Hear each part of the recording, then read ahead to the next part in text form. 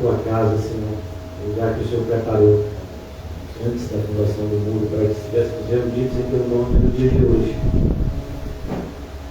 Ó Deus, que tenhamos ouvidos para ouvir e um coração disposto a te obedecer, fazendo uso, Senhor, desse momento de graça tão maravilhoso de ouvir a tua palavra nos dias de hoje. Eu oro pela vida de cada irmão e irmã, que o Senhor nos ajude a sermos quem precisamos ser, luz e sal. Temos assistido todos os dias, Senhor, a maldade se multiplicando. Nós não venhamos a nos acovardar, mas que o Espírito Santo que o Senhor nos concedeu encha-nos de coragem, amor e domínio próprio, para que possamos exercer com excelência o ofício que nos foi confiado e completar a carreira que nos foi proposta. Em nome de Jesus, amém e graças a Deus. Eu acho que está com um ecozinho, né? Tudo bem, não ligo não. Porque quando der o primeiro grito aqui, eu acho que alguém pode sair correndo. Amém. Vamos abrir em Judas capítulo 3. Não? Não? Ah. Judas, apenas o capítulo. Judas é o tipo de carta que quando você quer dizer que lê um livro da Bíblia, né? Você abre e diz, ó, li o livro todo da Bíblia hoje, então deixe em paz. Aqui nós estamos chegando na reta final dessa exposição aqui em Judas. Nosso intuito é retornarmos para finalizar o Sermão do Monte, então darmos continuidade à exposição do livro de Atos. E é onde nós estamos de fato estudando. Hoje nós vamos pensar um pouco acerca do ofício que nos foi dado. E o título da nossa mensagem diz um pouco disso: a obra não pode parar. O grande desafio dos nossos dias, ele é um desafio que sempre foi convivido, sempre foi um desafio para o povo de Deus. E o que retrata bem os nossos dias é a época de Neemias. O povo recebeu a missão de reconstruir o muro, mas ao mesmo tempo os inimigos próximos ameaçavam invadir. Então aquelas pessoas que combatiam, aquelas pessoas que trabalhavam na construção do muro, eram as mesmas que portavam a espada e que estavam preparadas para combater caso o inimigo viesse até elas. Inclusive Spurgeon, ele tinha um periódico lá na Inglaterra, na sua época, ele escrevia, de maneira semanal ou mensal, e o título era justamente A Espada e a Espátula.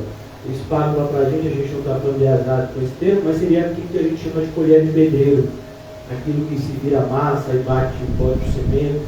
Então, era esse o título da revista, por assim dizer, que Spurgeon publicava na Inglaterra na sua época, fazendo referência justamente a isso, que nós temos que combater, mas não podemos deixar de construir. E esse é o grande desafio. Nós temos que tomar cuidado para não perder a nossa fé, nós temos que tomar cuidado contra a invasão dos falsos mestres, contra qualquer tipo de propagação de heresias no nosso meio, mas é preciso que nós continuemos a obra do evangelismo. Não podemos parar. E isso é um grande desafio, porque muitas vezes a gente fica se questionando, ou a gente trabalha aqui dentro, ou a gente se dedica às coisas de alcançar os perdidos lá fora. Não, temos que fazer as duas coisas ao mesmo tempo. É como, por exemplo, você não escolhe entre respirar e o seu coração bater. Você precisa que o seu coração bata e você precisa de respiração também. Precisa de oxigênio nos seus pulmões e precisa que o seu coração bombeie sangue para todo o seu corpo. Então, você não pode escolher entre, não, mas eu vou escolher entre respirar e o coração bater. Não, qualquer uma das duas coisas você vai morrer. Se faltar qualquer uma das duas, você morre. Então, há anos atrás, perguntaram, se eu não me engano foi a W. Tozer, qual seria, né, o mais importante no cristianismo, a oração, uma palavra. Ele disse, pergunte um passarinho qual é a asa mais importante para voar, direita ou esquerda? As duas. Se só tiver uma asa, não voa. Então, uma igreja bíblica, ela tem sempre que ter isso em mente. É isso que Judas está mostrando aqui, nessa parte final da carta. Temos que combater. Ele começa a carta dizendo batalhar de uma vez por todas pela fé, batalhar pela fé que de uma vez por todas foi dada aos santos, mostrando que é pela obra da regeneração que recebemos o dom da fé. Isso deve ser continuado, mas também não podemos nos esquecer de continuar evangelizando, de continuar nos entregando a esse processo de alcançar os perdidos. Afinal de contas, é isso que o Senhor espera de nós. Antes da gente começar aqui em Judas, e eu já disse para vocês que Judas e 2 Pedro são cartas que seriam boas de serem estudadas juntas, né? Pois elas trazem temas muito semelhantes, e não é por acaso que os estudiosos costumam dizer que essas cartas elas estão vinculadas uma à outra. Então não se sabe se foi Judas que escreveu primeiro e Pedro, que na sua segunda carta fez uso da carta de Judas, ou se foi o contrário, se 2 Pedro veio primeiro e Judas, depois que escreveu, utilizou algumas das coisas que haviam sido escritas por Pedro. Mas o que se sabe é que essas cartas elas são muito parecidas, especificamente a parte final da carta de 2 Pedro. Por isso eu convido vocês a abrirem comigo. Elas estão inclusive perto também da Bíblia. 2 Pedro está antes de 1 João. E no capítulo 3 de 2 Pedro, como eu disse a vocês, bem próximo dessa realidade que Judas está escrevendo para nós, ele vai falar da vinda do Senhor. E todo cristão verdadeiro deveria estar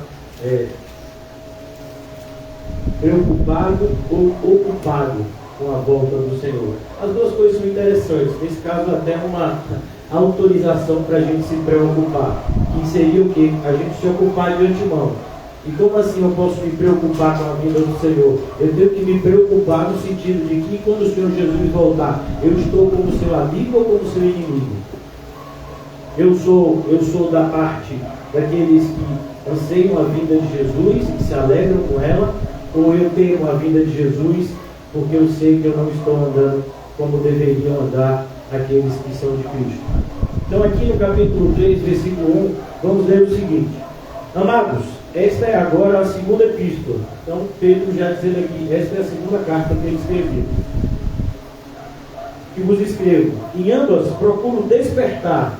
Olha o perigo do cristão fazer o que muitos fazem na igreja. Aqui não, uma igreja bem distante daqui, que é cochilar. Então o cristão, ele cochila muitas vezes, e o cochilo do cristão pode custar muito caro.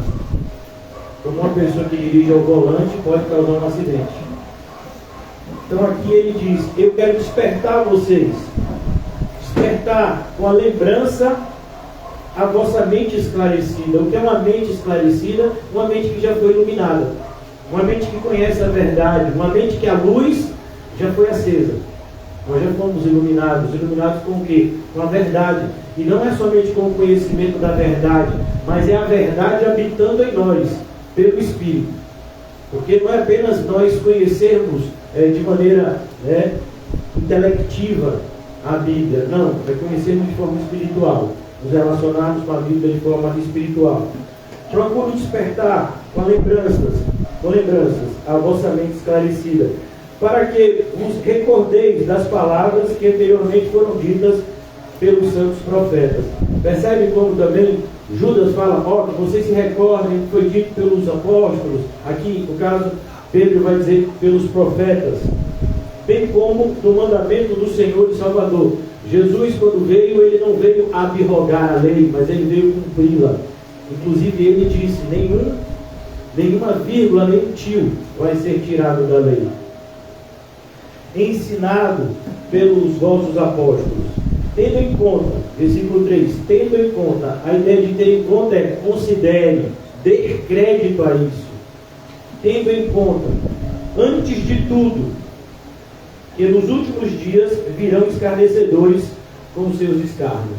Então, é de se admirar que os crentes fiquem admirados e perplexos com a apostasia, com o que a gente tem visto, né, nesse cenário de um movimento evangélico que não leva em nada o evangelho como consideração. E as pessoas ainda costumam nos acusar de sermos sectários, né? Seria sectário. Nós não participamos disso. Então não participamos quando aqui tem uma reunião de todas as igrejas evangélicas do Alto das Pombas em prol da paz aqui no Alto das Pombas. A gente não participa disso. Nossa bandeira não é essa. Nossa bandeira é Cristo. Ah não, mas vamos juntar todos os cristãos de Salvador para que a gente tenha um governante evangélico. Também não participamos disso, muito menos. Então por isso somos vistos como sectários. Às vezes até como uma seita. A igreja é uma seita porque não se une com outras denominações, outras igrejas. A gente se une, é só ser bíblico. Se não for bíblico, aí a gente não tem nenhum tipo de unidade. Porque o nosso compromisso é com o Senhor. Inclusive, qualquer dessas pessoas que nos acusarem de sectárias, elas têm a mesma Bíblia que a gente. Sento com elas 1 hora, 30 minutos, converso tranquilamente. E mostro que na verdade os sectários são elas e não a gente. Porque o que deve nos unir é a verdade e não a mentira. Então é por isso que a gente tem que tomar muito cuidado. Muito cuidado, porque já estava avisado.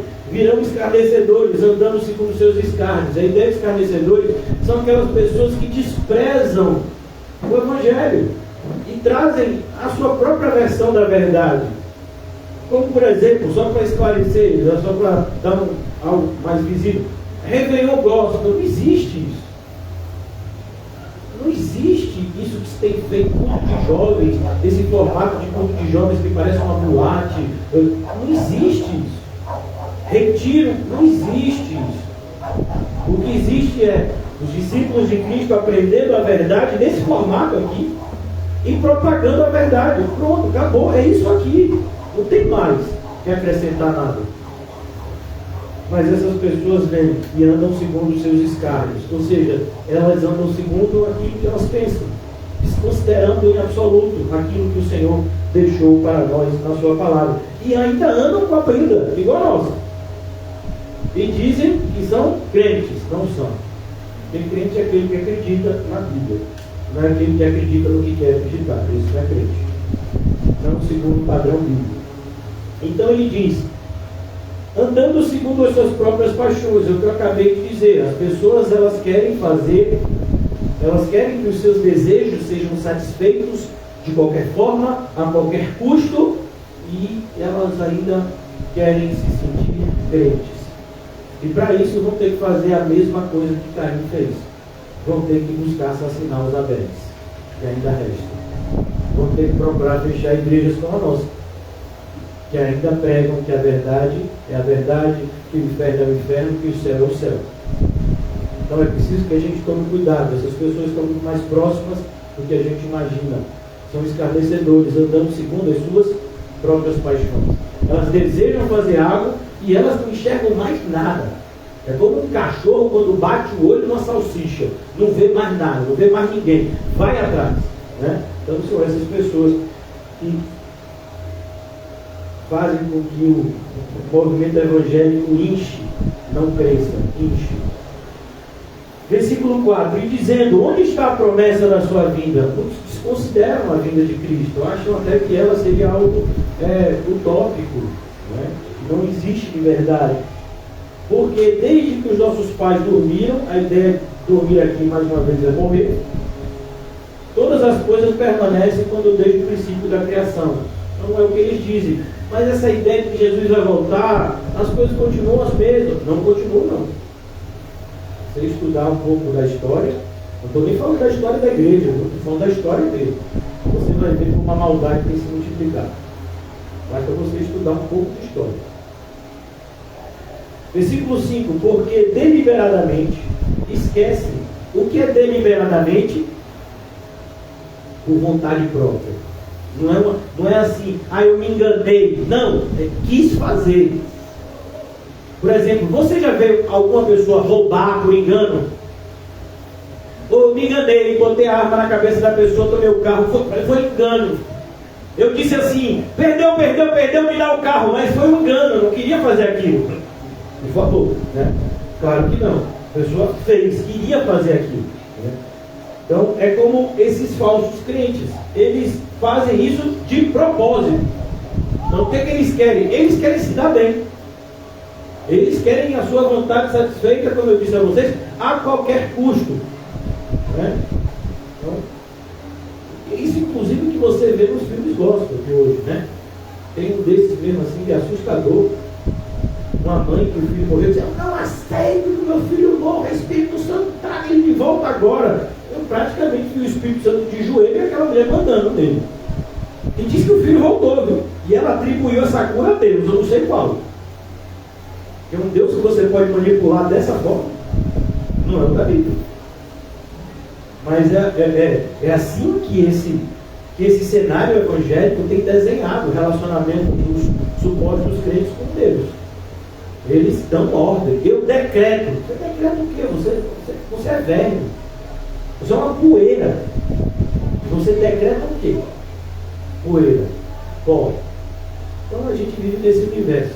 Onde os crentes, né, gostam de dizer frases de empoderamento, né? Então, cuidado para que você não seja contaminado com isso. Porque desde que os nossos pais dormiram, todas as coisas permanecem como desde o princípio da criação. Porque deliberadamente esquecem de longo tempo. Houve céus, bem como a terra, a qual surgiu da água. E aí o apóstolo Pedro lembra lá da criação. Lembra da criação? Como foi? O Senhor criou todas as coisas. Primeiro foi a água, depois o Senhor disse terra seca. Pronto, veio a terra seca. Através da água, pela palavra de Deus. Tudo foi criado pela palavra. É só você ler lá em Gênesis capítulo 1. Pelo qual veio a perecer o mundo daquele tempo afogado em água. Não foi assim no dilúvio? Lá também em Gênesis, nos capítulos iniciais. Ora, os céus que agora existem e a terra, pela palavra, têm sido entesourados para o fogo. A ideia é preparados para o fogo. Como se você estivesse enriquecendo para o fogo. A figura que mais traduz assim, o significado desse texto seria o boi engordando para ser morto, para virar churrasco. Então, por isso é entesourado para o fogo. É como um boi que está engordando para virar carne de churrasco. Então, têm sido entesourados para o fogo, estando reservados para o dia do juízo. Então, por isso eu acho que você não devia desejar a prosperidade dos ímpios. Você não deveria desejar a vida dos ímpios, a felicidade deles, pelo contrário, né? Essas pessoas, tudo que elas têm é o que esse mundo pode proporcionar. Logo depois que esse mundo tiver fim para elas, elas vão entrar no estado, ou no estágio, como você queira, de sofrimento indescritível e perpétuo para sempre. Eu não aconselho você seguir nessa direção, mas tem quem queira, né? A maioria dos crentes tem inveja dos ímpios, desejam as mesmas coisas. E isso é muito triste. Ele diz que eles estão sendo reservados para o dia do juízo e a destruição dos homens ímpios. Lembra da linguagem de Judas? Falando de Enoque, quando Enoque pregava a respeito dos homens ímpios que praticavam impiedade. Pois é, versículo 8. Há todavia uma coisa, amados, e não deveis esquecer, que para o Senhor um dia é como 1000 anos, e 1000 anos como um dia. Isso daqui não é idade de cachorro não, viu? Como assim? Aqui dizem que idade de cachorro é assim, para cada um ano do cachorro é 10 anos de vida de adulto. É um negócio desse, né? Ou é 20 anos, é um negócio desse, eu sei que é mais ou menos assim. Então se o cachorro tem 7, é como se tivesse 70, né? Então, não, isso aqui não é idade de cachorro. Como assim? Ah, nós estamos no ano 2000, então quer dizer que passou 2 dias que Jesus subiu ao céu. Não, isso daqui está dizendo que o tempo no céu é diferente do tempo na terra. Inclusive nós temos lá no Antigo Testamento dizendo, olha, que 1000 anos para o Senhor é como uma das vigílias da noite, que no caso duram 3 horas. Não, 3 horas, 1000 anos. Então aqui é uma comparação, mostrando que o tempo para Deus não é como o nosso. Então Deus diz para Abraão, Abraão, daqui a pouco você vai ter um filho. 25 anos, daqui a pouco, viu? Daqui a pouco. Então, que nós precisamos aprender que esperar no Senhor é algo bom. Nunca se viu um Deus como o nosso, que trabalha em favor dos que nele esperam. Isso é maravilhoso, né? Nós é que deveríamos servir e ele está trabalhando a nosso favor. Versículo 8.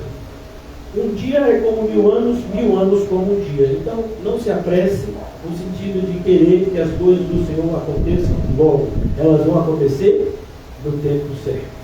Deus não se adianta, Deus não se atrasa.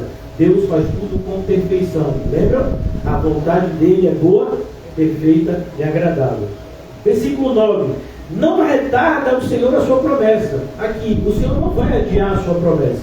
Não está adiando ela.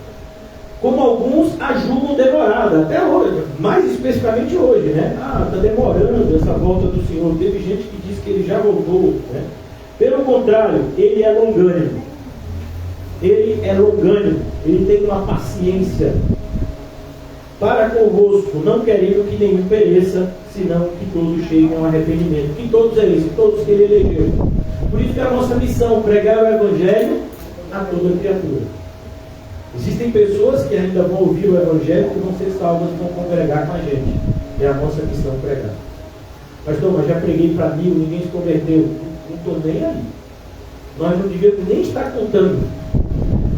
Nós devíamos estar pregando e não contando. Preguei para 1000, 2000, 5000. Não, vai fazendo a obra.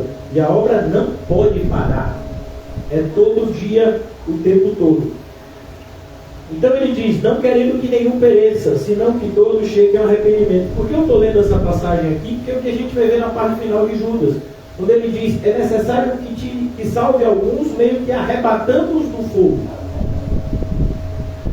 Versículo 10. Virá entretanto como ladrão um dia do Senhor. Então, como ladrão no sentido de que no momento que ninguém espera. Assim como foi a chegada do noivo. Ninguém esperava, nem as virgens prudentes. Elas não esperavam, mas elas estavam preparadas.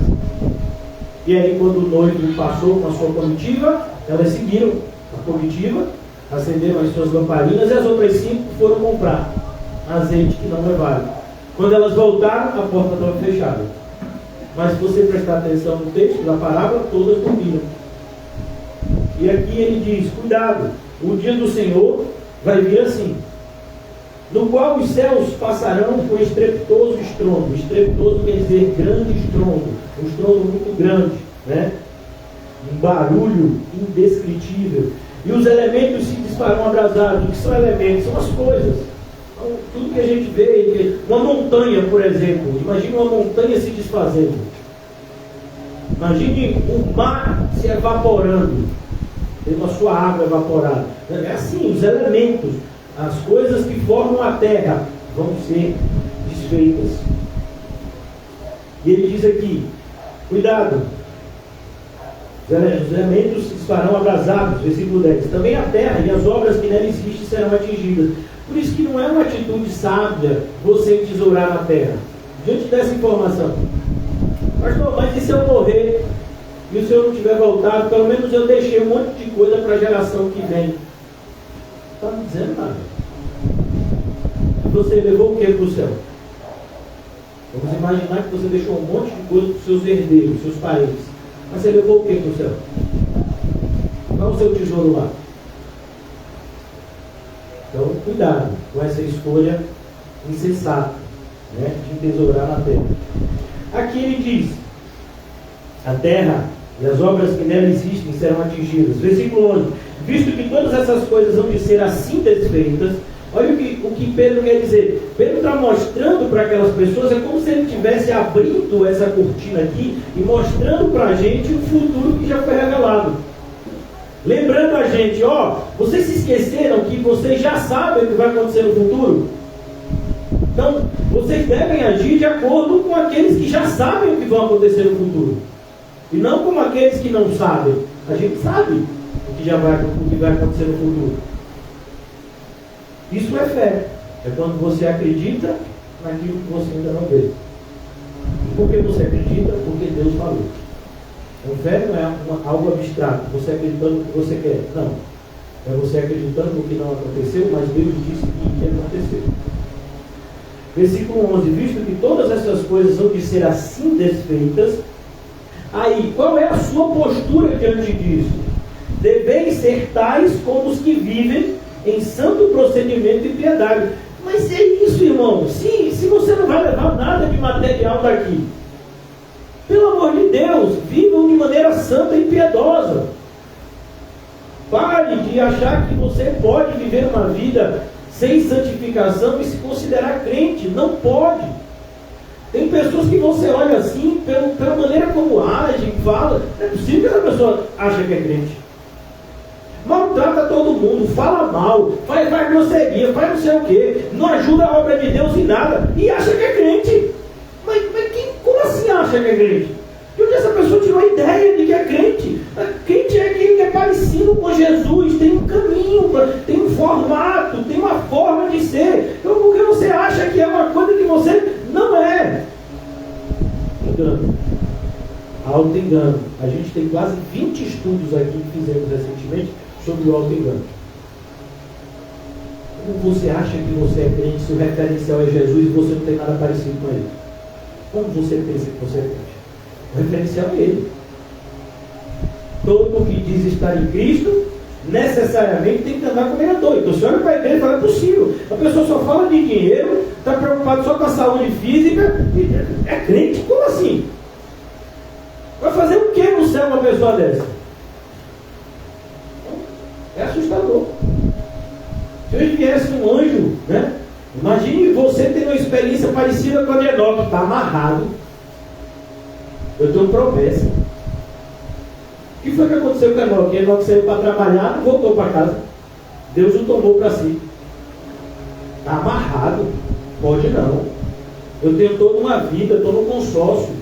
Tenho coisa aí, eu tenho coisas ainda para experimentar aqui nesse mundo. Você não é crente. Você não pode ser crente.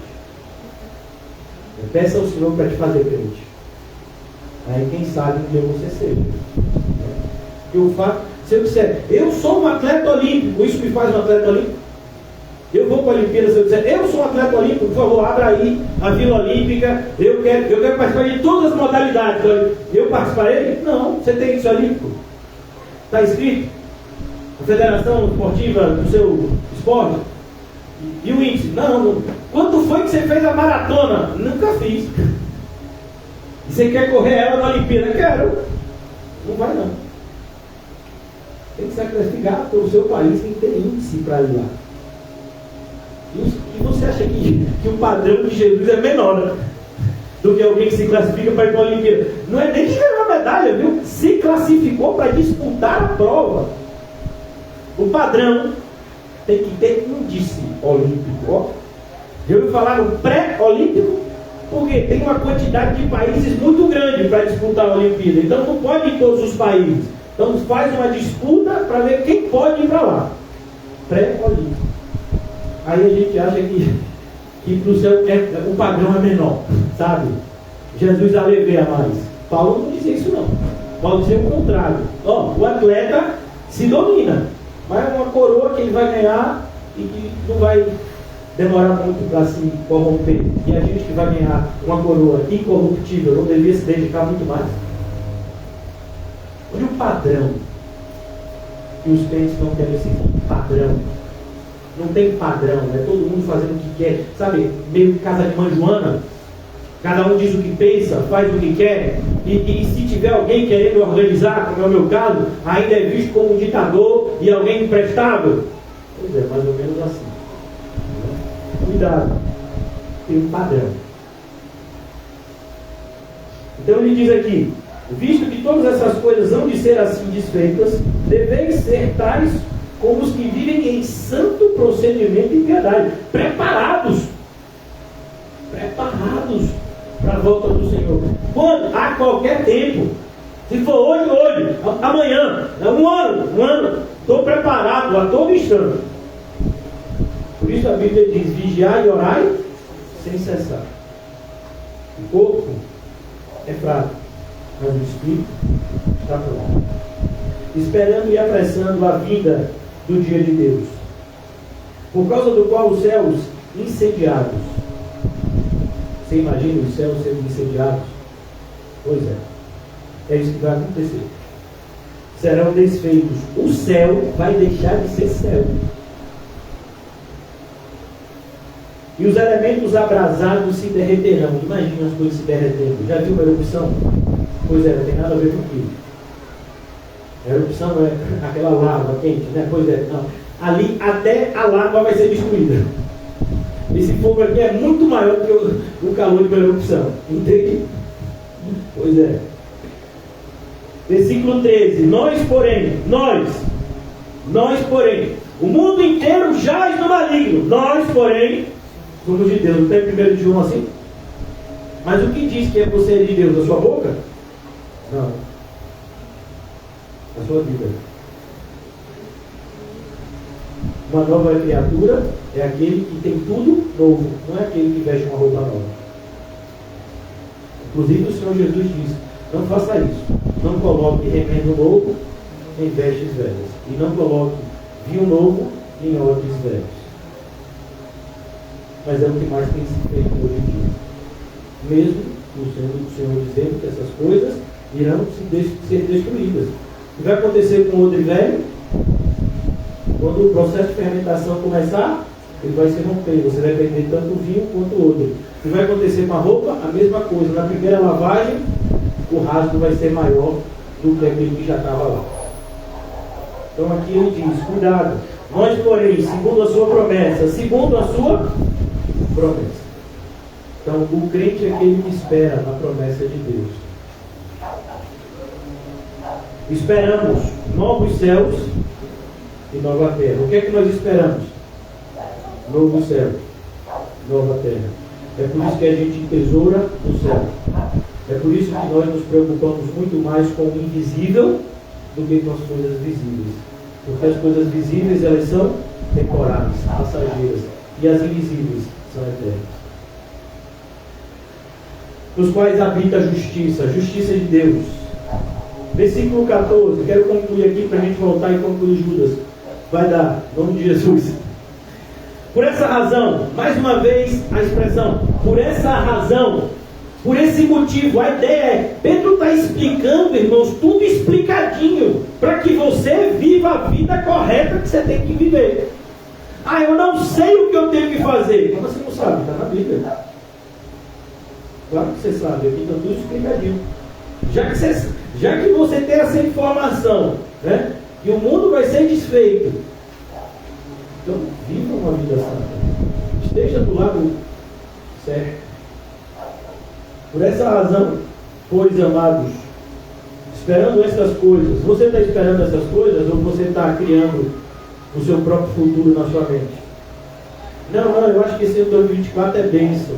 Não, sabe, eu acho que não vai acontecer isso pelos próximos 100 anos, então eu vou dar uma adiantada aqui para poder curtir tudo que eu posso.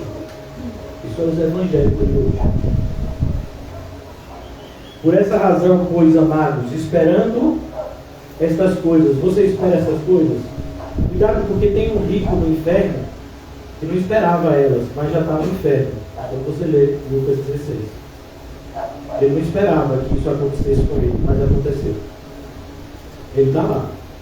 Até agora querendo, não é um copo de água, é uma gota de água. Ninguém dá nada para ele. Por quê? Porque no inferno é assim. Muitas pessoas que se dizem evangélicas escolhem não acreditar no inferno. Escolhem não acreditar que o inferno é o lugar para onde aqueles que vivem aqui na terra amando o mundo irão.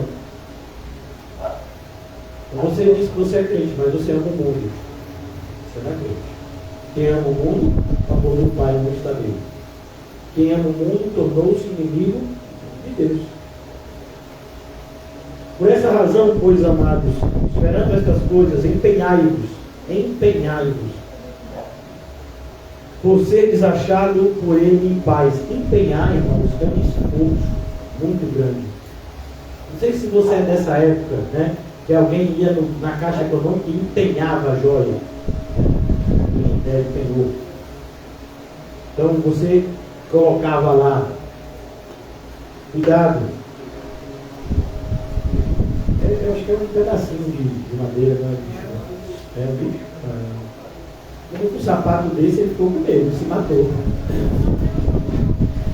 Por essa razão, pois amados, esperando essas coisas, empenhai-vos por serem achados por Ele em paz. Em paz. Em paz, irmãos, não é tranquilo, não. Em paz é reconciliados com Deus por Jesus Cristo. Então, se você está reconciliado com Deus por meio de Jesus Cristo, você pode estar no meio de um tiroteio, bomba estourando para tudo quanto é lado, você está em paz. Quem viu isso acontecer foi um pregador do passado atravessando, o Atlântico Norte da Inglaterra para John Wesley, eu acho, atravessando da Inglaterra para os Estados Unidos. Ele viu um grupo de cristãos moravianos e o navio estava meio que ia afundar, uma tempestade imensa pegou o navio, enquanto que o grupo dele, dos metodistas, estavam todo mundo lá desesperado com a possibilidade do navio afundar. Os moravianos estavam cantando "Ora vem, Senhor Jesus". Quando a tempestade passou, ele não aguentou, ele foi lá no navio, lá em cima do navio, onde todo mundo ficava junto, lá e falou: "Vem cá, o que foi aquilo ali ontem? O navio quase afundando e vocês dizendo "Ora vem, Senhor Jesus", vocês são doidos?" Ele disse: "Não, eu sou um crente. Se a gente morresse afogado, a gente ia para onde? Para o céu." Respondeu John Wesley: "Pois é, o céu é melhor do que aqui." Os crentes falam muito do céu, mas não esperam ir para lá. É meio que assim: eu só quero ir para o céu quando eu aproveitar tudo que eu tenho no mundo. Uma vez uma mãe me acusou aqui na igreja. Disse o seguinte: você viveu uma vida, sabe, no mundo, aproveitou de um monte de coisa do mundo, viveu uma vida super ímpia, e você não quer deixar o meu filho viver uma vida ímpia também? Eu falei: não, porque eu sei o mal que isso opera. Então parece que as pessoas querem isso. Eu quero chupar a laranja até o último, sabe, a última gota, fora o bagaço, como eu trabalhei numa fábrica de laranja, só um bagaço. E aí depois? Aí depois Deus me leva para o céu. Quando eu tiver só um bagaço aqui. Então eu aproveitei tudo do mundo como crente. Depois, só o bagaço, Deus me leva para o céu. Aleluia! Não tem nada de crente nisso. Mas parece que é assim que os evangélicos querem. Eu quero aproveitar o melhor do mundo. Sabe? Eu quero me dar bem em tudo que o mundo pode oferecer. E depois que eu aproveitar tudo de bom que esse mundo tem, aí o Senhor pode me levar para o céu, viu? Aí o Senhor está autorizado. São os evangélicos de hoje. Eu quero ver meu filho se formar, sabe? Eu quero levar minhas filhas para o altar. Eu quero não. Então eu quero terminar. Não. Quem deseja essas coisas é o mundo. A gente deveria desejar outras coisas.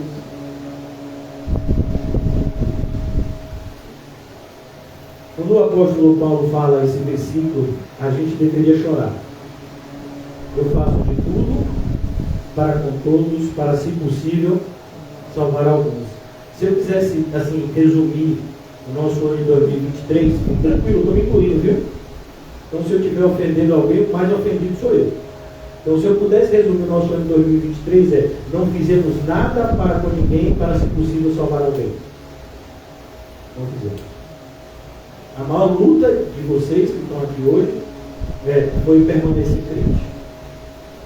Vontade de ir embora, vontade de chupar o balde, foi muito grande, mas graças a Deus eu estou aqui. É mesmo? Não sei se é graças a Deus, não. Vocês estão fazendo o quê? A ficha não caiu ainda? Vai continuar esse 2024 na mesma pegada do ano passado? Não fazendo nada pelo reino de Deus? Nada.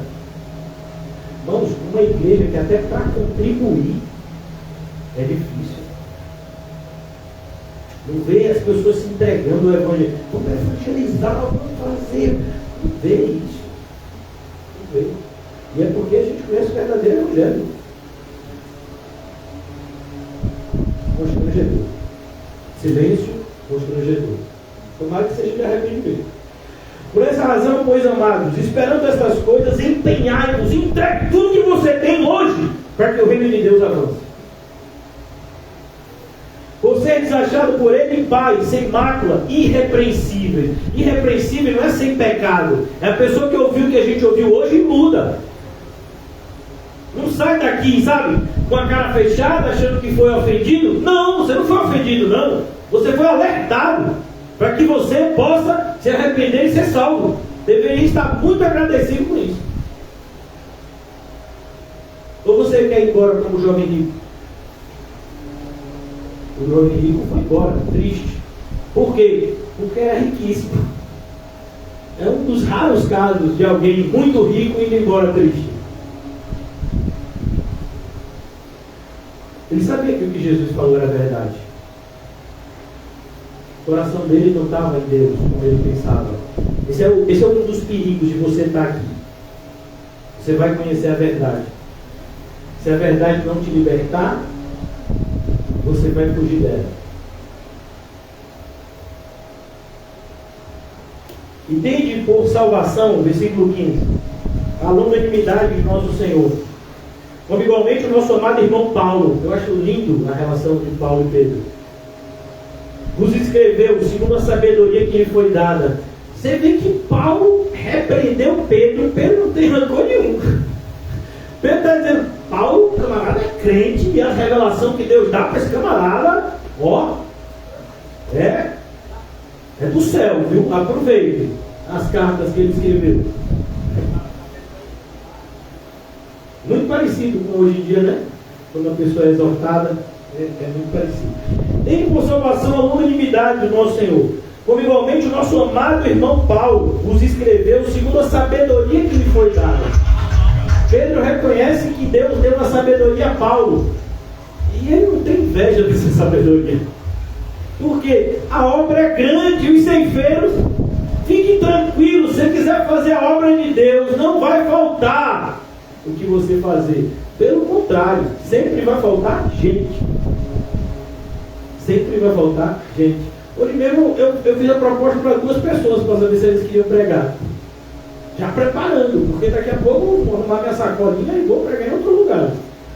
Deixar vocês aqui. Eu vou preparar a safra dos pastores.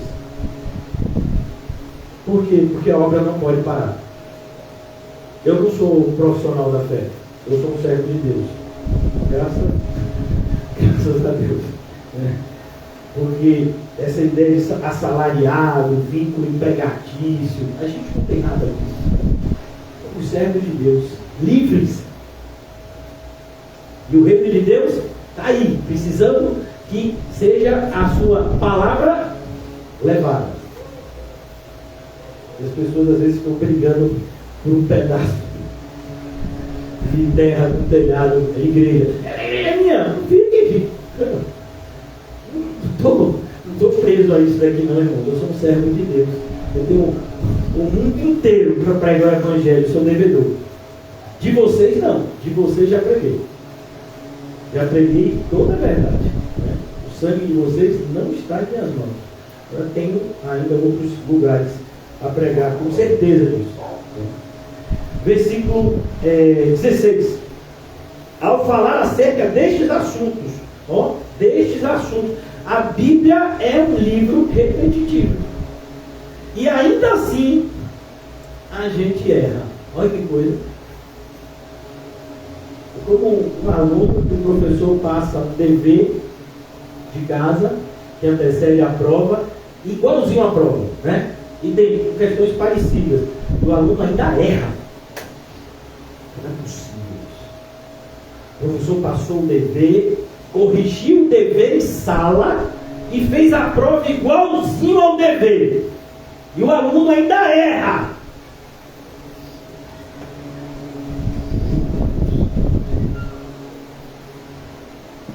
Segunda Pedro, tão parecido com Judas, e a gente ainda erra. Como assim? A volta do Senhor? Como assim o reino de Deus? Versículo 16. Ao falar dessas coisas, desses assuntos, como de fato costumava fazer em todas as suas repetidas, né? Então Paulo era um homem repetitivo, graças a Deus. Porque nós temos medo de novidade. Eu sou assim, por isso que eu me sinto meio como um desenho. A primeira vez que a gente viu em família esse desenho, minhas filhas disseram: meu pai é igual a você. Acho que o desenho, qual é o nome, filho? Quem é o da caverna? Crudes, né? Os Crudes. E o pai diz: estranho é ruim, o que é novo é ruim. Pois é, eu me identifico. Se vier com novidade no evangelho, ruim, morte. Aí ele conta uma história, né? O fulaninho estava numa casa e aí chegou novidade. A novidade chegou fogo e matou todo mundo. E a história dele sempre terminava assim: eu me identifico. Pastor, mas isso é bíblico? Mais bíblico que isso, impossível. Como foi com o dilúvio? Matou todo mundo. Então sobrou os avisados, aqueles que construíram a arca. Como foi Sodoma e Gomorra? Matou todo mundo. Só sobrou os avisados. E mesmo assim, a mulher do avisado, avisada, desavisada, não sei, olhou para trás. Não cumpriu a ordem. Morreu. Então, quando eu vejo tudo que eu vejo, meu filho, eu trago logo para a vida. Posso ver o desenho que for, eu trago para a vida. Por quê? Porque a verdade está em qualquer lugar que você olha. Então, você olhou e viu as pessoas cometendo impiedade. Está na Bíblia isso. Os ímpios vivendo de acordo com as suas ímpias paixões. Está tudo na Bíblia. A pessoa da igreja traindo a confiança e fazendo coisas erradas dentro da igreja. Passei perigo de falsos irmãos, é o que Paulo disse. Porque Demas, amando o presente século, me abandonou. Ananias e Safira, Judas Iscariotes, tem mais a ver. A revolta de Corá, como a gente falou aqui. Está tudo na Bíblia. Novidade dos dias atuais parece que é a palavra que as pessoas mais gostam de ouvir. Era aquela que a gente vê ter medo. Novo formato para a igreja, fuja. Novos ministérios, fuja. Não, é tudo antigo aqui. Nós somos sabe, antiquados. E nós ficamos felizes disso. Por quê? Porque a verdade é isso. A verdade é imutável. Ela não envelhece. Ao falar dessas coisas, como de fato faz em todas as suas epístolas, todas, as quais há certas coisas difíceis de entender. Por isso, irmão, quando você lê Romanos e achar bem complicado, fique em paz. É bem complicado mesmo algumas passagens de Romanos. Quem está dizendo isso é o apóstolo Pedro. Então, quando eu leio Romanos, meu Deus, que coisa, como é que é isso aqui? Eu fico tranquilo, porque Pedro também, né, achava difícil. Então, a gente tem que orar, estudar, entender que realmente existem coisas difíceis de se entender. Graças a Deus, aquilo que é essencial é fácil. O que é essencial, o que você precisa saber para ser salvo, é fácil. Essas outras questões, elas não são essenciais. São importantes de você aprender, você vai crescendo na graça do conhecimento, mas as coisas essenciais, elas são fáceis de se entender. São difíceis de obedecer, mas são fáceis de se entender. Graças a Deus também por isso. Mas aqui ele diz, essas pessoas, quando se deparam com essas coisas difíceis de entender que o apóstolo Paulo escreveu, Pedro diz, são ignorantes e instáveis. Uma pessoa ignorante é uma pessoa que não sabe. Ignorância não tem nada a ver com grosseria. Grosseria é grosseria. Ignorância significa ausência de conhecimento. E ele diz, e essas pessoas elas também são instáveis. O que é uma pessoa instável? É uma pessoa que acha que sabe e depois não sabe. Pensa que é isso e depois diz que é aquilo. Instável. Não tem estabilidade. É instável. Né? Então aqui ele diz, essas pessoas elas são ignorantes, ou seja, não sabem. É como uma pessoa que está diante, eu gosto quando a gente traz isso para o universo acadêmico, né? Porque a gente lembra, quem é estudante aqui lembra, quem não é, já foi algum dia, então a gente lembra. Você se depara com a questão de A, B, C, D, E, 5 opções, né? A, B, C, D, E, 5 opções, como diria a aula. 1, 2, 4, 5. Né? Então, 5 questões. E você não faz a mínima ideia do que é você não entendeu nem o enunciado. Você não entendeu nem o que a pessoa quer saber. Mas você tem que... Aí você... Eu vou chutar. Você não vai chutar. Você vai marcar uma questão que você pense que talvez seja... Mas você não faz a mínima ideia do que está escrito ali. Pois é, tem gente que está fazendo isso com o cristianismo. Eu não faço a mínima ideia do que está escrito aqui. Mas eu penso que... Você pensa por quê? Você não pode justificar o seu pensamento na Bíblia, você vai ficar calado.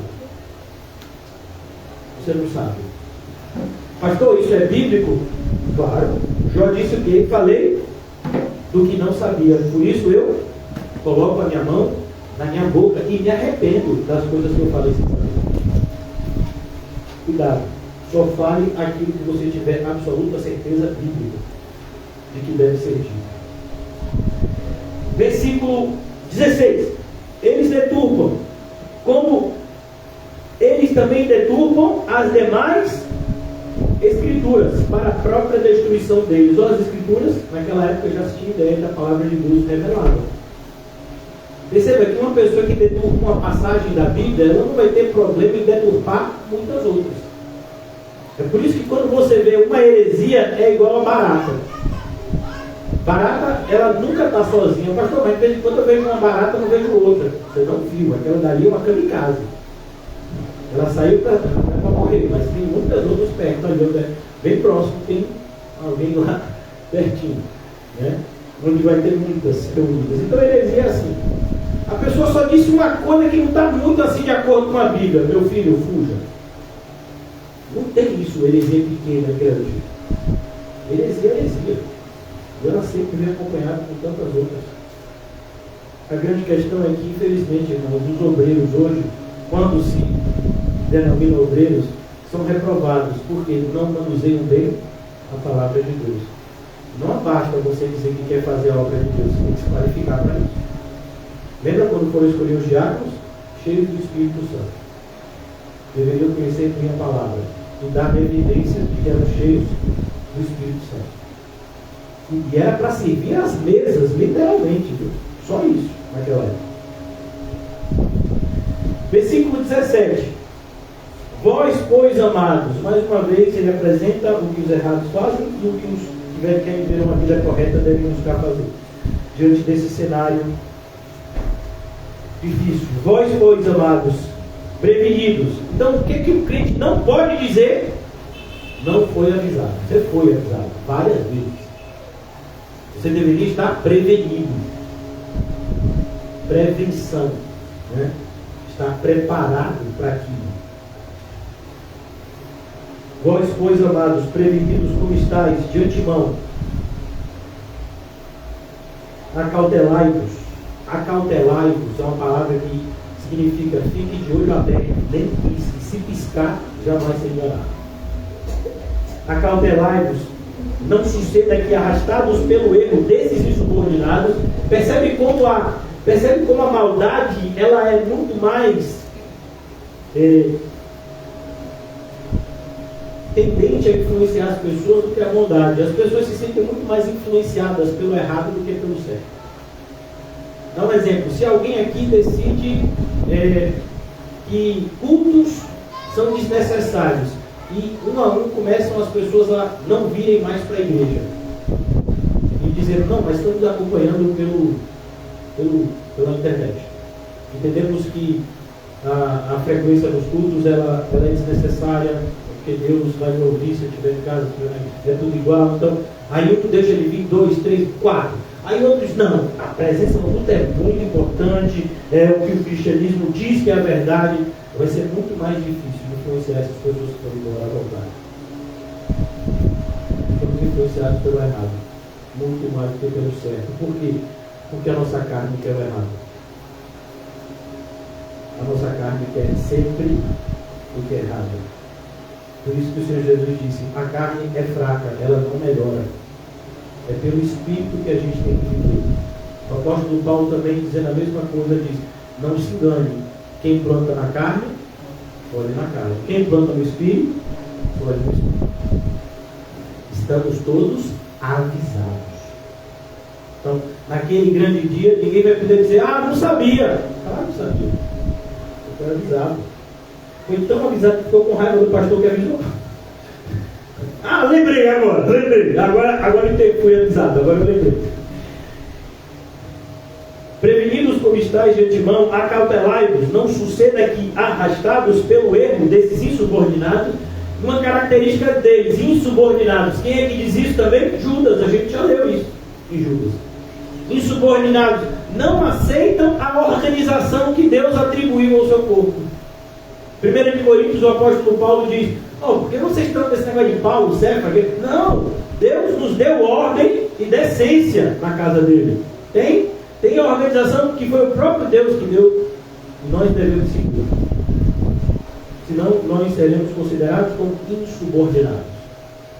Insubordinado é aquele que não se subordina, que não se submete. Vimos aqui a revolta de Corá, é um exemplo disso. Insubordinados, descaiais da vossa própria firmeza. Se você está de pé, cuide-se, para que não caia. Porque para cair, só precisa estar de pé. Versículo 18: antes crescei na graça e no conhecimento. Então, se você falar da graça, tem que estar crescendo nela. E a graça faz você crescer no conhecimento. O cristão está em constante crescimento, um crescimento que nunca para, um crescimento contínuo, todos os dias, de glória em glória. Crescei na graça e no conhecimento de nosso Senhor e Salvador. Percebe que Senhor veio antes? Por quê? Porque Jesus só é Salvador de quem Ele é Senhor. Muito se fala hoje sobre Cristo Salvador, mas pouco se fala hoje sobre o senhorio de Cristo. Se subordinar a Ele em tudo. Senhor e Salvador, Jesus Cristo.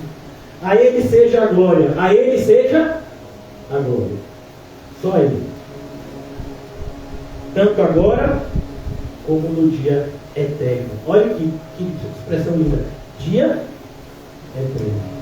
Um dia que vai durar para sempre. É lá que nós queremos estar, do céu. Agora vamos para Judas. Versículo 22. Tudo isso para a gente chegar aqui nessa parte final de Judas. A obra não pode. Pastor, mas quase ninguém quer fazer nada. Vamos lá.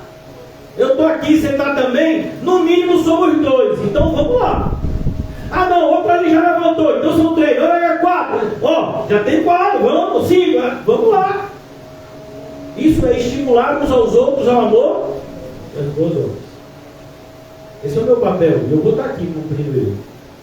Quem quiser fazer a vontade de Deus, pode contar comigo, eu vou estar aqui. Viu? Mais do que qualquer outro, pode contar comigo. A responsabilidade minha, eu não firmei essa responsabilidade com vocês. Foi com Deus, por isso que eu digo que pode contar. E foi com Deus que eu fiz essa aliança. Eu acho inadmissível, irmãos. Essa semana eu vi de novo um filme que narrava um episódio que aconteceu nas Forças Armadas Americanas, de pessoas civis que foram emboscados. Desses 4, 3 morreram. E eu, assistindo aquele filme, já falei isso para vocês, eu não admito que qualquer soldado de qualquer força militar faça mais pelo seu Deus do que eu pelo meu. Quem é o Deus daquele soldado? Por mais diga que é Cristo, eu sei que não é. Porque se fosse Cristo, não estava matando os outros. O Deus dele muitas vezes é o próprio vento, é a nação, é qualquer coisa, menos Cristo. Agora, eu sou um soldado de Cristo, como diz isso a Bíblia.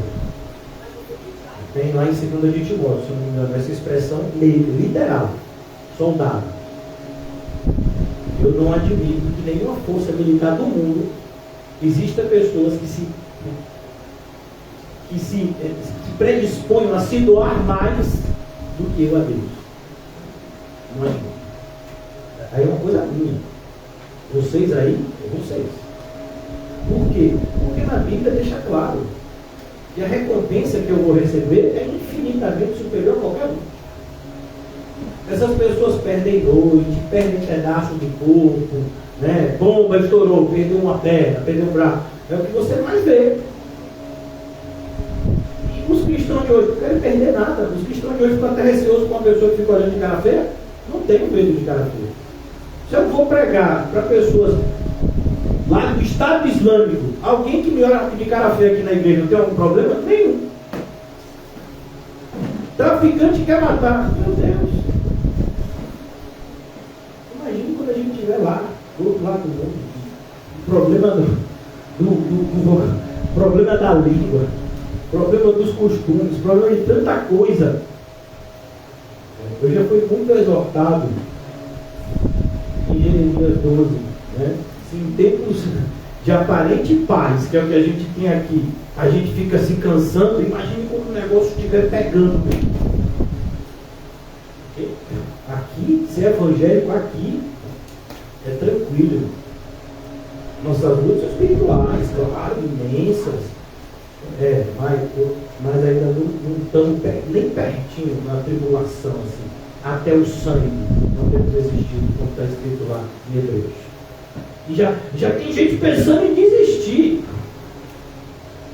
É igual o senhor. O treinamento lá deles é o mais duro que dizem, né? 99% das pessoas desistem. Uma coisa que eles dizem é: quem desiste aqui, desistiria na batalha. E desistindo lá na batalha, ia fazer com que vários outros morressem. Pastor, mas isso não é bíblico? Não é, então vocês nunca ouviram uma história de Gideão, né? Ou só foi eu que li? Juízes. Gideão, 32 mil. Jesus, não vai não, Deus diz, vai 30. Os covardes voltem, 20 mil. Aí no treinamento militar eles pegam isso, que está na Bíblia. Então quem perde, quem é covarde aqui, no quartel, treinando, imagina na batalha, quando o negócio estiver pegando mesmo. Se já está desistindo aqui, não aguenta fazer uma flexão abdominal, uma gritaria, não aguenta. Imagine lá, quando o negócio estiver pegando mesmo, fogo mesmo. Olha os crentes aqui. Com dificuldade de se relacionar entre si. Imagine lá. No campo de batalha mesmo. Por isso que em 2023 a gente não evangelizou como deveria. Gastando energia, parecendo que a nossa luta é maior aqui dentro. Não, mas a gente tem uma obra para fazer.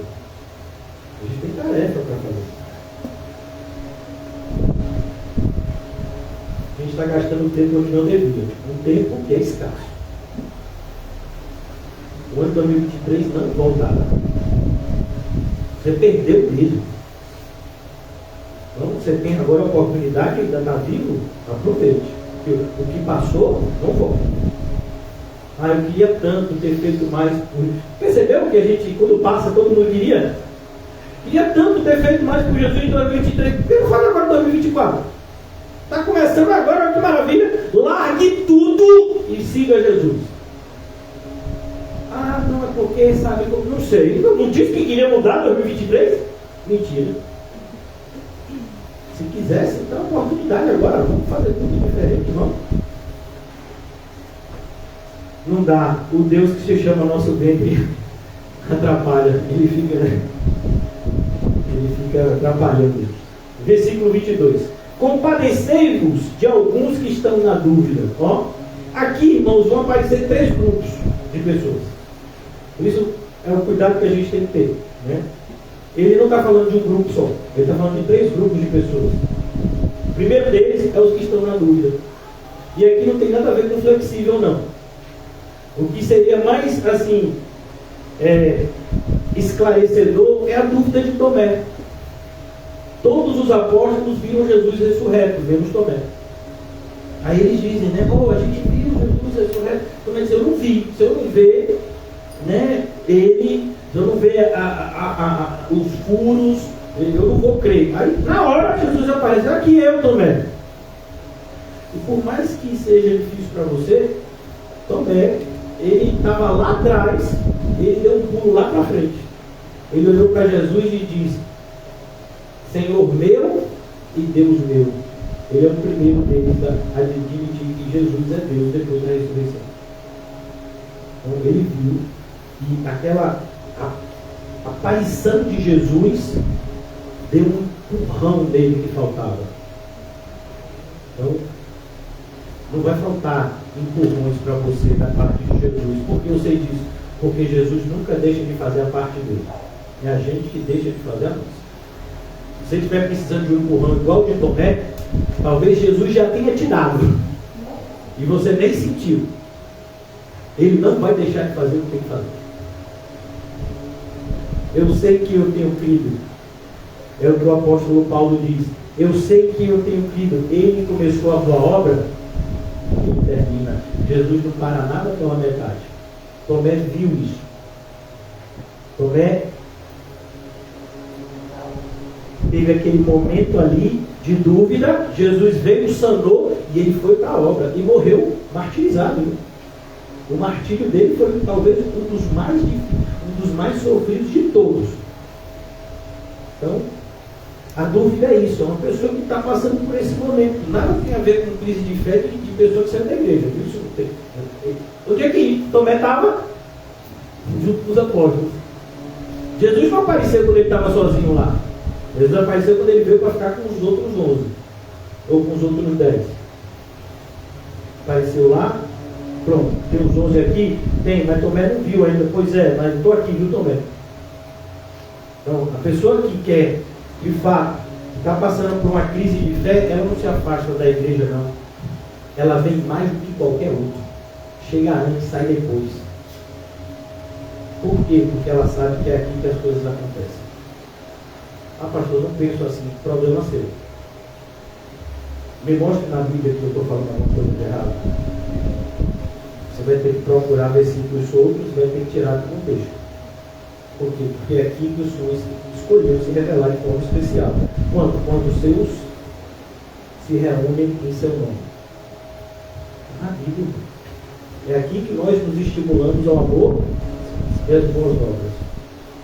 É aqui que nós pregamos a tempo. E também pregamos fora de tempo. Quando o Senhor nos dá a oportunidade. Mas temos um tempo específico preparado pelo próprio Deus para fazermos isso. Então cuidado com as coisas, com as novidades que se ouvem por aí, como igreja virtual. Não. O advento da internet não mudou nada. Talvez nos coloque como mais devedores, porque temos acesso a mais informação. Mas o advento da internet não descredibiliza o que fazemos aqui, pelo contrário. Aumenta ainda mais nosso débito com o Senhor. Salvai-os. Então, a ideia aqui é um bombeiro salvando. Eu creio que alguém aqui, né, a maioria de nós nunca foi em Nova York, né? Você foi em Nova York, você vai perceber que aquelas torres gêmeas que sofreram um atentado em 2001, se eu não me engano, elas não foram reconstruídas. O lugar do atentado virou um memorial, onde as pessoas vão visitar, pessoas várias partes do mundo, muitos americanos lá, né, vão visitar. Lá tem, inclusive, uma parte desse memorial que foi feita em agradecimento aos centenas de bombeiros que morreram. Aquela torre estava lá pegando fogo, as imagens estão sendo vistas até hoje pela internet. Estava pegando fogo, uma parte dela já caindo, né? Teve a torre que foi atingida primeiro, desmoronou primeiro. E é uma imagem assim, né? Quilômetros de distância, as pessoas todas sujas de pó, né? Que aquele pó se propagou quando aquela torre imensa foi desmoronando. E bombeiros, sabendo que a chance de morrer era enorme, indo em direção à morte certa. E a gente crê que vai fazer menos? Ficou difícil? Recuamos. Como assim? Nós não somos dos que retrocedem. Não. Está difícil? Vamos. E ainda vamos com mais fé do que ele. Por quê? Porque a gente tem Cristo. O viver é Cristo e morrer é lucro. Ah, que maravilha. Mas o que a gente tem visto hoje em dia é um espírito de covardia, principalmente atingindo o bolso, a parte que a pessoa tem mais medo. Você tem medo de morrer ou de ficar sem dinheiro? Pastor, não sei, eu tenho medo de morrer sem dinheiro. Pode? É. Eu ouço de pessoas que dizem, não, é que eu estou guardando para uma boa velhice. Uma boa velhice? Existe. existe boa velhice ou má velhice? Alguém aqui já leu o Salmo 90? Vamos lá. Deixa eu gravar, deixa marcado aí, já vou voltar. E, pastor, pelo que eu conheço, você não vai voltar. Vou. Ainda que seja para dizer, em outro dia continuamos. Salmo 90. Salmo 90, irmãos, talvez você já tenha mandado o versículo do Salmo 90 para alguém no dia do seu aniversário. Os crentes mandam os versículos, nem se lembram de onde está. Porque só manda um versículo. Parece que o Salmo 90 só tem esse versículo. Se eu não me engano, é o 12. Mas ele tem, ó, o Salmo 90 tem 17 versículos, grande, viu? Mas a gente só lembra do quê? Do 12. É o que fica bonitinho quando a gente manda cartão de aniversário para crente, né? Dizendo que a gente é crente. Aleluia! Eu sou crente, viu? Só mando coisa de crente para crente. Aleluia! Diz assim o Salmo 90, versículo 12. Ensina-nos a contar os nossos dias para que alcancemos o coração do sábio. Ó. O apóstolo Paulo diz em Romanos 10: se com a tua boca confessares e de todo o coração crer, será salvo. Aí vem um grupo de gente que nem crente é, não é crente nem no branco do olho, diz: mas eu levantei a mão e com a boca confessei, e de todo o coração? Ah, não sei, não sabe mesmo. Ah, não, mas eu sei que eu sou corrupção porque eu aceitei a Jesus, falei da minha própria boca. Você nem falou, você repetiu uma oração que nem existe, porque oração não é isso. Eu vou falar do Salmo 90, viu? Senão não seria eu. Como é que começa o Salmo 90? Senhor, tu tens sido o nosso refúgio. De geração, eu podia dizer que essa é a história da igreja. 2000 anos, a igreja que nós fazemos parte. Fundada por Cristo, com os seus apóstolos, e que hoje somos nós. Eles já estão lá. Nós daqui a pouco vamos estar com eles pela fé. Principalmente com Cristo pela fé. E ele sempre foi o refúgio dos nossos antigos irmãos. Deveria ser o nosso também. Antes que os montes nascessem e se formassem a terra e o mundo, de eternidade a eternidade, tu és Deus. Ah, aqui a gente dá vontade até de pular e gritar aleluia! Porque isso é lindo. Antes da criação, irmãos, antes de existir qualquer coisa, Deus é Deus. Tu reduzes o homem ao pó. Foi o que eu disse. Você é o quê? Pó. Prazer em conhecer pó. Prazer, porque sou pó. Somos pó.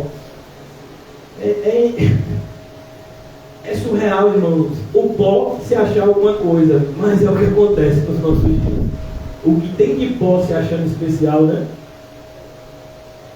Tu reduzes o homem ao pó e dizes: tornai filhos dos homens, pois 1000 anos aos teus olhos são como o dia. Está onde? A gente acabou de ler em segunda-feira. Salmo 90. 1000 anos aos teus olhos são como o dia de ontem, que se foi, ou como a vigília da noite. Lembra que eu disse para vocês? Vigília da noite são 3 horas.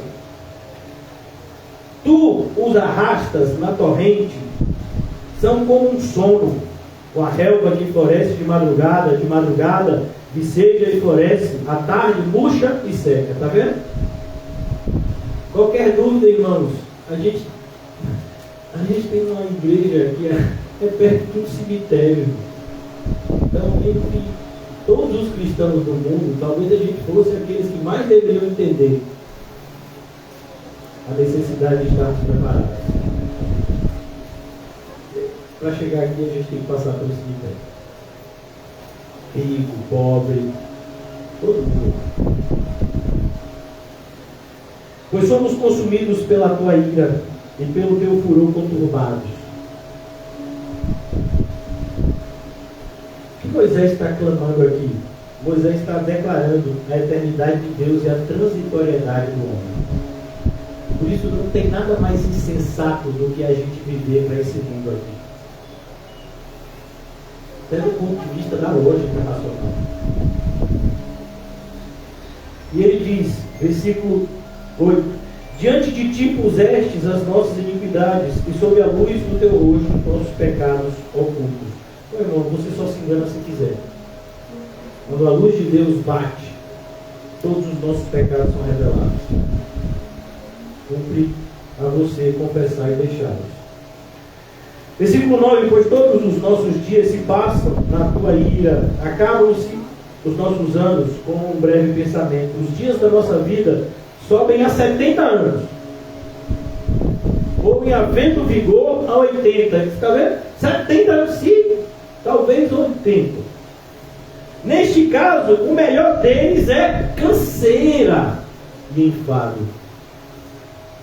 Sabe a religião de Caim? É o pessoal que diz: eu vou servir ao Senhor quando eu tiver com 70, 80 anos, que eu já fiz o que eu tinha que fazer. Agora, como já estou tudo canseiro, enfado, eu vou me voltar para as coisas de Deus. É muito comum isso no catolicismo, diga-se de passagem. Versículo 10 ainda: porque tudo passa rapidamente e nós voando. Você sentiu o ano 2023 voando? Pois é, já estava aqui.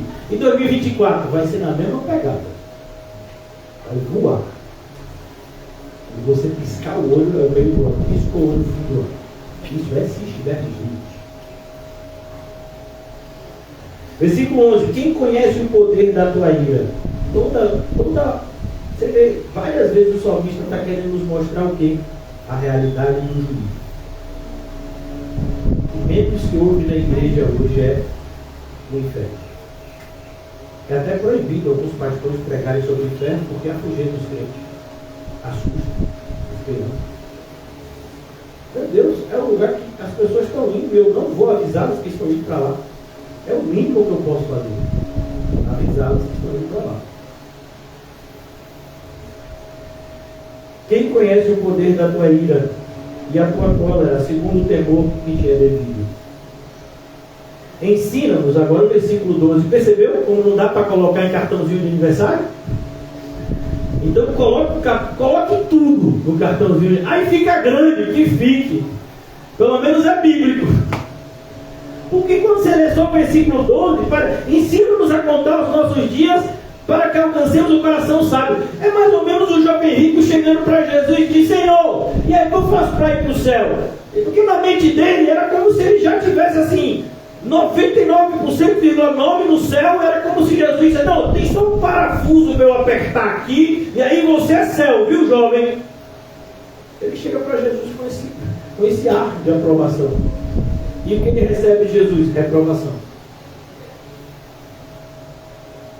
Pois é, a pessoa que lê o versículo desse solto diz: ensina-me a contar os meus dias com um coração sábio. Pois é, eu estou quase lá, só falta um parafuso para apertar. Não, falta tudo. E se você já tiver o Espírito Santo, aí a sua compreensão de que falta muito é muito maior. Porque a gente só percebe como está sujo quando começa a se limpar. A gente não está nem preocupado com a limpeza, a gente não sabe a diferença entre estar sujo e estar limpo. Versículo 13: volta-te, Senhor, volta-te, volta-te. O crente quer o quê? Quer estar perto do Senhor. Não quer estar perto do mar, não. No Réveillon. Surreal.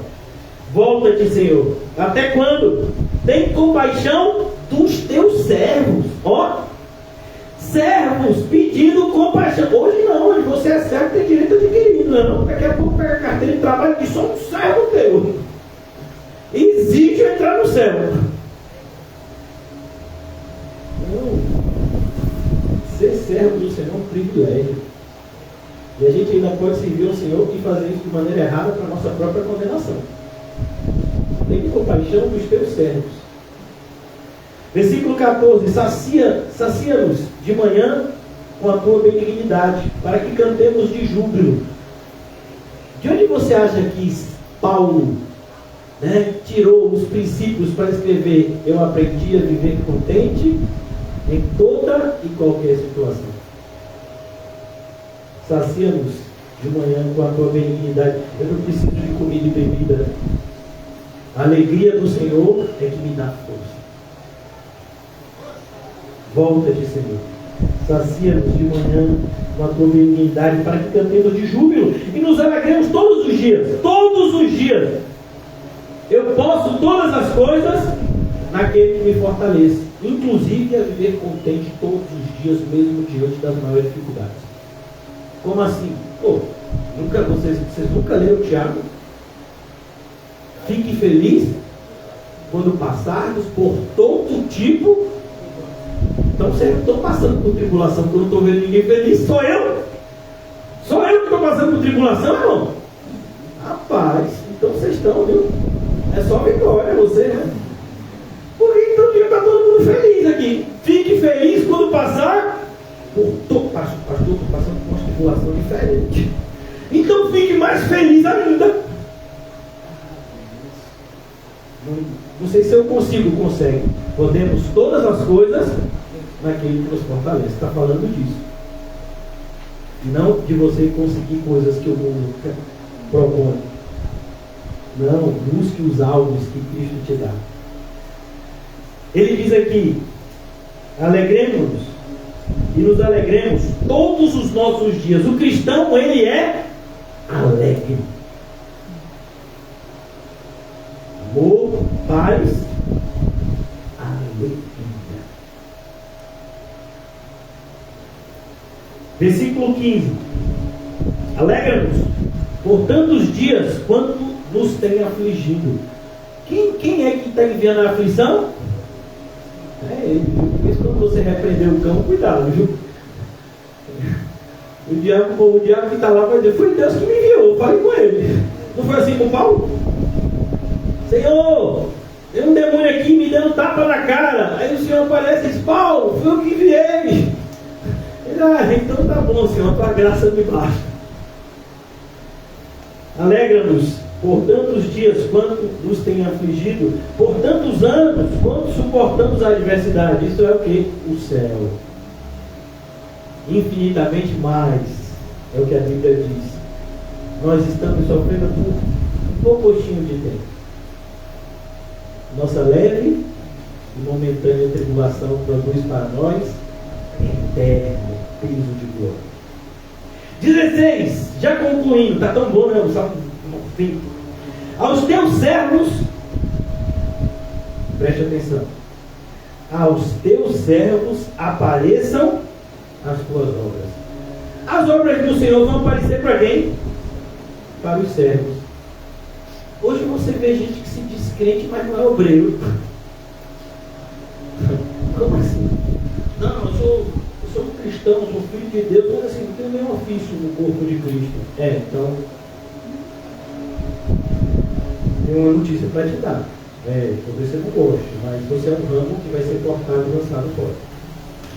Todo ramo que estando em mim não der fruto será cortado e lançado fora. Mas eu estou na árvore. Mas não é só a panela, tem que dar fruto. Por que panela não está dando fruto? Está faltando o quê? Aos teus servos apareçam as tuas obras, e a seus filhos a tua glória.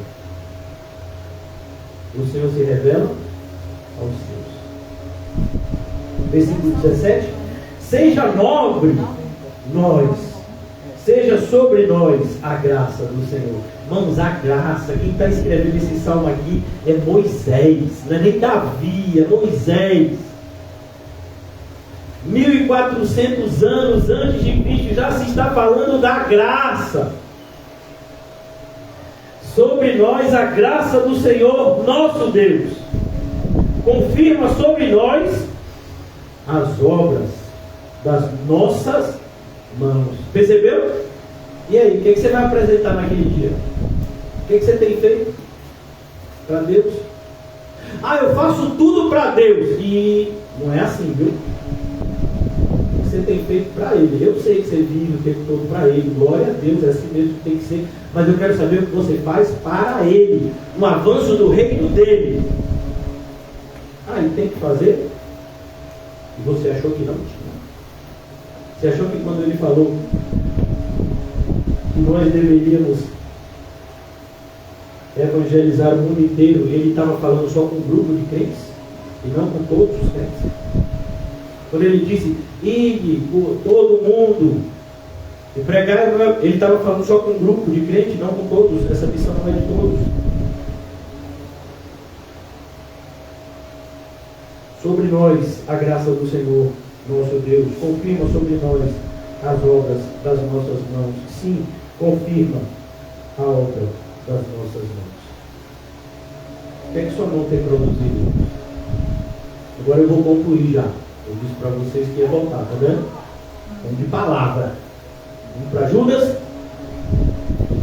Versículo 22. Compadecei-vos de alguns que estão na dúvida. Aí o que sua mão devia estar fazendo. Mas como você vai ajudar alguém se você está tão em si mesmado, tão preocupado com a sua vidinha, e você não tem tempo para nada, a não ser para o seu umbigo? Você vai ajudar quem se você não enxerga ninguém? Às vezes a gente quer fazer o que os ímpios fazem para terem a sua consciência, se podemos chamar de consciência, aliviada. Então encontra alguém pedindo alguma coisa na sinaleira e dá um trocado, leva uma blusa, alguma coisa, e sente que fez algo de bom. Por quê? Porque dei alguma coisa para alguém. É como quando uma pessoa traz para a igreja uma geladeira quebrada. Não é? Aleluia! Pelo menos eu trouxe uma geladeira quebrada. Então a gente quer sempre dar isso para Deus. O resto. A gente nem liga que Caim está lá como exemplo, né? Compadecei-vos dos que estão na dúvida. É isso que a gente faz quando alguém chega aqui com o coração de Caim ou com o coração igual de Caim. A gente diz, ei, não venha trazer a oferta de Caim, não. Vá, troque e venha com a de Abel, viu? Para o seu próprio bem. Porque se você vier com a de Caim, o negócio vai pegar para o seu lado. Isso é amor. Deus rejeitou a Caim e a sua oferta. Ele não rejeitou a sua oferta. Ele rejeitou a Caim primeiro. Por isso que nós avisar as pessoas que estão vivendo em pecado, de que elas estão vivendo em pecado, mais uma vez, é o mínimo que a gente pode fazer. Avisar para uma pessoa que acha que é crente, que não está vivendo como crente, é o mínimo que eu posso fazer. Mas as pessoas ficam com raiva, faz parte do ofício. Faz parte. Não é por acaso que os apóstolos foram todos martirizados, com exceção de João, que foi lançado na ilha de Patmos. Faz parte. Mas é isso, compadecei-vos dos que estão na dúvida. Versículo 23. Salvai-os, arrebatando-os do fogo. Aqui, irmãos, aquele pessoal que fica dizendo, pastor, não sei o que. Irmão, aí aqui o pessoal se dá mal. Se dá mal, espera para o bem, né? Para se arrepender. Porque arrebatar quer dizer tirar com força. Imagine que uma pessoa está para ser atropelada, não está vendo. E aí você dá um empurrão para essa pessoa não ser atropelada, essa pessoa cai no chão e arranha o cotovelo. Mas se ela fosse atropelada pelo caminhão, ela ia cair no chão e arranhar o cotovelo? Não, ia morrer. É melhor arranhar o cotovelo ou ser atropelado? Aqui a gente não tem tempo para ser educadinho. Eu não tenho, sabe, tenho que me preocupar que você vai achar que eu estou pregando para te ofender. Não tem tempo para isso. Porque aqui é sério, a gente está preocupado em salvar almas da condenação eterna. Então a gente não tem tempo. Quem tem tempo é as pessoas que não estão fazendo nada e ainda acham ruim o que a gente está fazendo aqui. Essas pessoas vão ver que o tempo que elas vão ter no inferno vai dar para pensar do tempo que não aproveitaram aqui ouvindo o que eu estou pregando, mas fazendo assim com a cabeça, né? Imagina, é assustador isso, é surreal, né? Lê a Bíblia, estuda, ora. Se estiver pregando alguma coisa de errado aqui, mostra o que é. Se não, por que contendes? É a pergunta.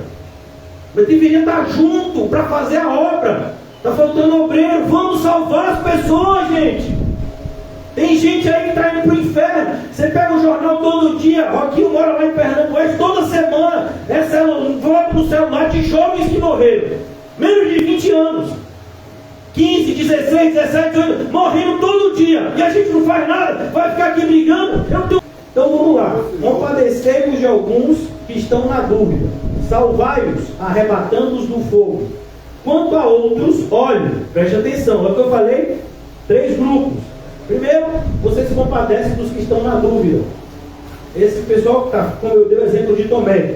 Depois, pessoas que estão perdidas e você vai ajudá-las. Terceiro é a pessoa que não vai se arrepender.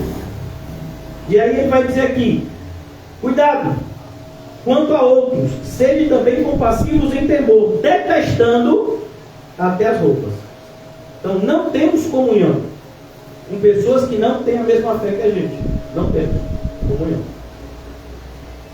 Até a roupa contaminada pela carne. E a referência aqui é o Antigo Testamento. Quando nós lemos lá, tanto em Amós quanto em Zacarias, o perigo de uma roupa contaminada. Lá em Zacarias é dito, se alguém pegar uma roupa contaminada, por acaso ficará contaminada? Ficará também. Então, nós não temos nenhum tipo de comunhão com pessoas que não querem andar no caminho santo. Por isso, eu nunca entraria numa igreja ou para ouvir uma pessoa que eu não concordo com o que ela diz. Mas tem que fazer. Então, não sei onde é que a pessoa encontra esse respaldo. Mas eu estou seguindo a Bíblia. É o livro que eu creio que me salvou, é o livro que tem a verdade de Deus, é o livro que eu procuro estudar e pregar. Por quê? Porque eu fui chamado para isso. Fui chamado para isso. E é maravilhoso quando você é ofendido no culto, porque é uma oportunidade que a gente tem de ser crente, né? Droga. Detestando até a roupa contaminada pela carne. Então não tenham comunhão. Se afastem o máximo possível dos falsos irmãos, dos falsos crentes, de quem não quer nada com a verdade. Se afaste dessas pessoas. Já disseram que não quer nada. Pronto. Chegou no lugar, pregou, não queremos receber, sacode a poeira dos teus pés e continua na peregrinação. Por quê? Porque nós temos muito ainda a fazer. A obra não pode parar. Eu não posso me dar o luxo de, porque alguma pessoa falou mal de mim, eu ficar jururu e deixar de pregar. Não posso. Não posso, porque sofri perseguição, deixar de pregar. Não posso. Por quê? Porque eu recebi uma missão. Então, tem pessoas que podem ficar fazendo o que querem da vida. Eu não posso. Eu tenho uma missão a completar. Eu tenho uma carreira. Muitos não vão acreditar, mas eu sei o que eu faço. Tenho responsabilidade com o que eu digo, né? E tudo o que falei foi verdade. Agora, as pessoas que pregam mentira vão ter que falar com Deus. Um dia, todos nós estaremos diante do juízo. Todos. E a gente vai se lembrar desse dia aqui, de tudo que aconteceu aqui. Como outros dias, esse dia especial. Por quê? Porque dificilmente em algum outro lugar você vai presenciar o que aconteceu aqui. Por quê? Porque só acontece isso numa igreja bíblica. Você sabe como é uma igreja que não é bíblica. As pessoas literalmente são postas para fora, as pessoas passam, né, por uma série, né, de restrições. Aqui não, aqui a gente procura servir a Deus como fomos ensinados. Nós somos os que sofrem, não aqueles que fazem sofrer. Então, eu posso sofrer por pessoas que ele diz que são boas. Eu posso sofrer, inclusive quase me matou, deu denúncia falsa contra mim, fez tudo isso. E é uma pessoa, ó, super crente. Super crente. Denúncia falsa, mentindo, super crente. Claro que é super crente, né? Tem que ter algum padrão. Por quê? Porque se eu não sou, e sou diferente dessa pessoa, para eu ser crente, eu tenho que fazer coisa diferente dessa pessoa. Então, se alguém acha que eu não sou crente, quem for crente para essa pessoa, vai ter que fazer tudo diferente do que eu faço. Então, vai ter que acreditar em retiro gospel, vai ter que acreditar que Deus te dá emprego bom e carro e dinheiro, vai ter que acreditar que o melhor do mundo é aqui mesmo, a gente usufrui, vai ter que acreditar em tudo isso. Por quê? Porque é isso que essa pessoa faz e prega. Eu não. Eu estou só sofrendo. E como ele mesmo disse, estou sofrendo o fogo de Deus que tenho que me arrepender. Eu creio que já me arrependi e estou me arrependendo porque é algo progressivo. Mas não por pregar a verdade. E muito menos por defendê-la e sofrer por isso. Né? Isso é algo que me dá alegria. Por quê? Porque em muitos momentos eu tenho dificuldade de pensar se sou crente ou não. Lutas internas, sem tamanho. Mas nesses momentos, quando o Espírito Santo me conduz, eu tenho certeza que eu sou crente. Né? Absoluta que eu sou crente. Por quê? Porque o crente é aquele que faz escolhas que ninguém jamais faria. Ninguém jamais faria as escolhas que o crente faz. Por quê? Porque não tem o Espírito Santo. Em qualquer outro lugar, para a pessoa falar durante o culto, a pessoa ia ter vergonha. Aqui não.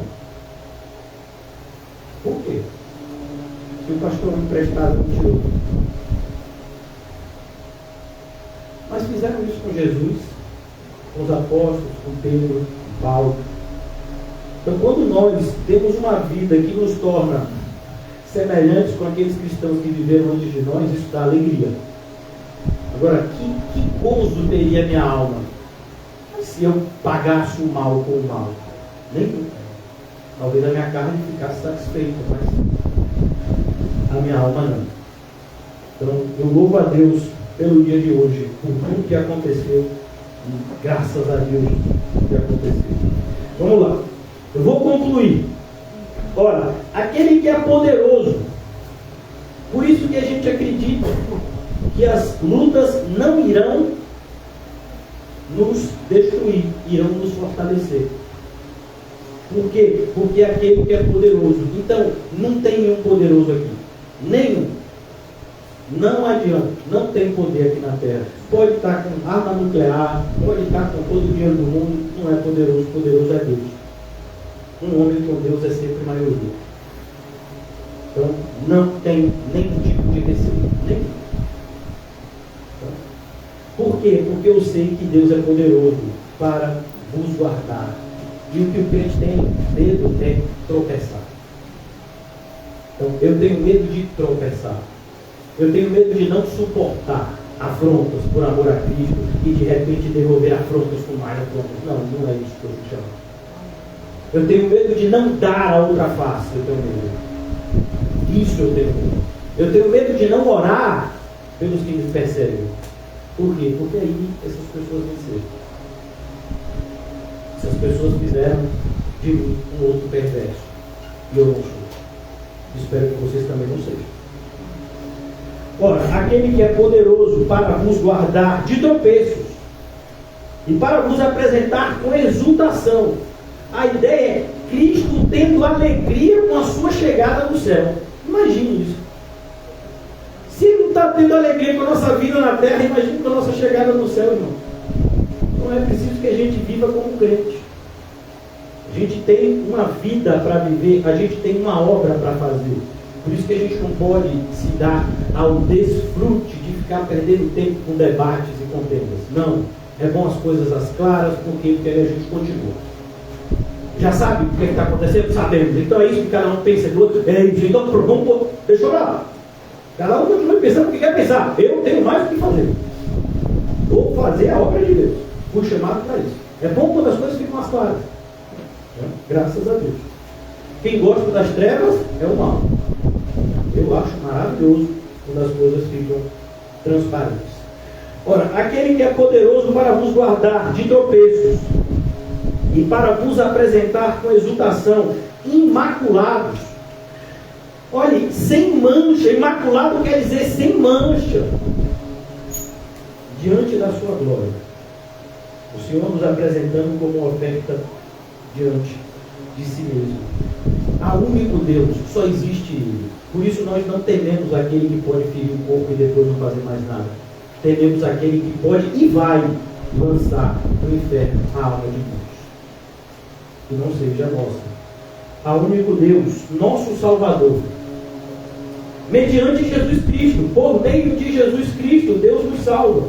Senhor nosso, glória, majestade, isso é o que a gente chamaria de doxologia, uma fórmula para louvarmos a Deus. Senhor nosso, glória, majestade, império e soberania. Antes de todas as eras, a ideia é Deus está no controle de tudo e tem tudo. isso tem que trazer paz para o seu coração e para o dentro. Tudo que acontece sob a soberania de Deus.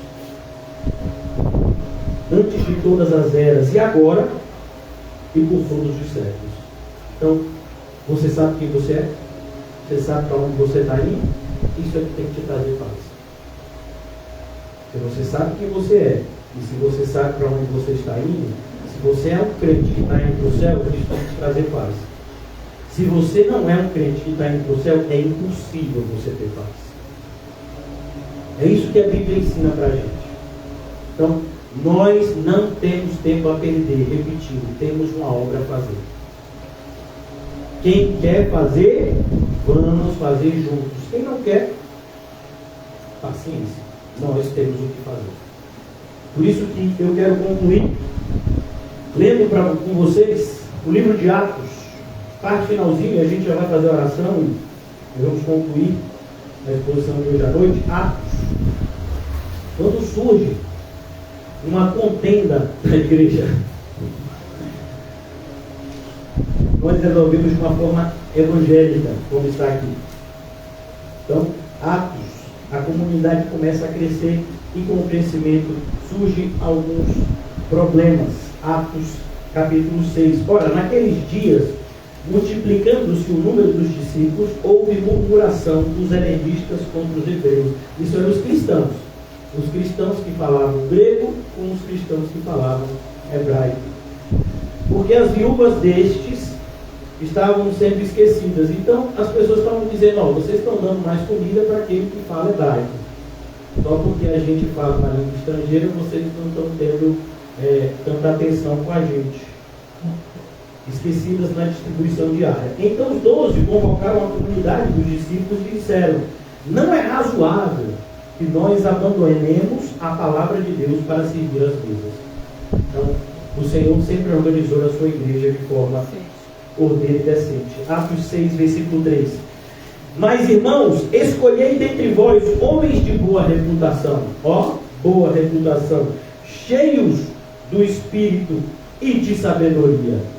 Cheios do Espírito e de sabedoria, aos quais encarregaremos deste serviço. É um privilégio, qualquer serviço para nós. E quanto a nós, nos consagraremos à oração e ao ministério da palavra.